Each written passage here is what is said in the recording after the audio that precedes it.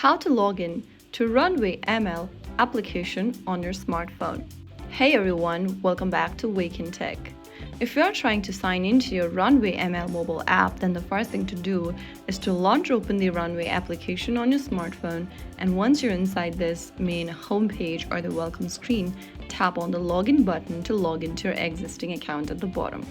Now on the next page, select the same method that you chose while signing up for the account. If you've signed up using email option, you'll need to go ahead and log in using email and password option.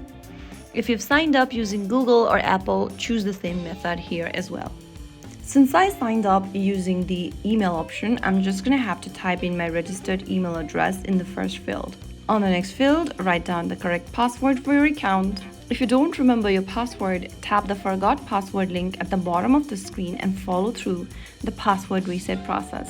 Finally, after filling in the details, click Continue at the bottom and you'll be able to log into your account right away. Now you're ready to start experimenting and creating amazing AI videos from your phone. If you found the video helpful, don't forget to like, share, and subscribe to our channel. I will see you again in the next episode. Stay tuned and thanks for watching.